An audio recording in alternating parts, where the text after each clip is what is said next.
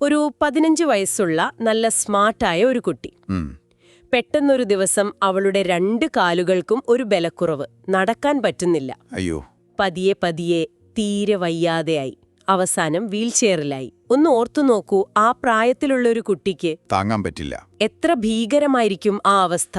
ഭയവും എന്താണ് സംഭവിക്കുന്നതെന്നറിയാത്ത ഒരാശയക്കുഴപ്പവും. ശരിയാണ്. സ്വാഭാവികമായും ഡോക്ടറെ കാണിച്ചല്ലോ. അവിടെയാണ് കാര്യങ്ങൾ കൂടുതൽ കോംപ്ലിക്കേറ്റഡ് ആകുന്നത്. ഓക്കെ. സാധാരണ ബ്ലഡ് ടെസ്റ്റുകളെല്ലാം നോർമൽ. പിന്നെ തലച്ചോറിന്റെയും സ്പൈനൽ കോഡിന്റെയും MRI എടുത്തു. ഒരു കുഴപ്പമില്ല. സാധാരണ നമ്മൾ ഈ പറയുന്ന ന്യൂറോളജിക്കൽ പ്രശ്നങ്ങൾ, ഗില്ലെൻ ബാരെ സിൻഡ്രോം പോലെയുള്ള അവസ്ഥകളുടെ ലക്ഷണങ്ങളൊന്നും കാണിക്കുന്നുമില്ല. ഇല്ല. ഡോക്ടർമാർ ആകെ കൺഫ്യൂഷനിലായി. എന്ത് ചെയ്യും? അതെ. ആ ഒരു സാഹചര്യത്തിലാണ് അവരൊരു സെക്കൻഡ് ഒപ്പീനിയന് വേണ്ടി ഡോക്ടർ സുധീർ കുമാറിനെ കാണുന്നത്. ഡോക്ടർ കുമാർ ഈ കേസിൽ ഇടപെട്ടത് വളരെ പ്രധാനപ്പെട്ട ഒന്നായി മാറിയല്ലേ? അതെ. അദ്ദേഹം റിയയെ പരിശോധിച്ചപ്പോൾ ഒരു പ്രത്യേക കാര്യം ശ്രദ്ധിച്ചു.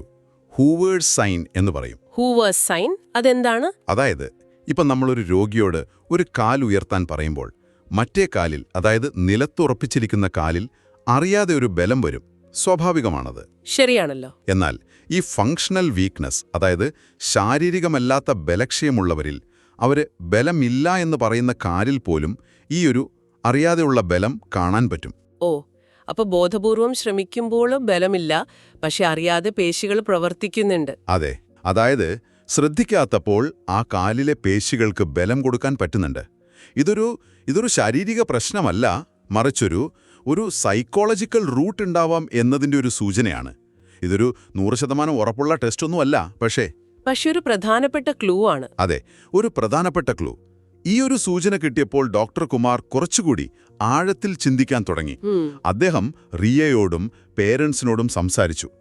അതിനുശേഷം റിയോട് മാത്രമായിട്ട്, വളരെ പ്രൈവറ്റായിട്ട് സംസാരിക്കാൻ കുറച്ച് സമയം കണ്ടെത്തി. ഓക്കെ. ആ ഒരു സംസാരത്തിലാണ് ശരിക്കുള്ള കാരണം പുറത്തു വന്നത്. ഈ ടെസ്റ്റുകളിലൊന്നും കാണാത്ത കാര്യങ്ങൾ.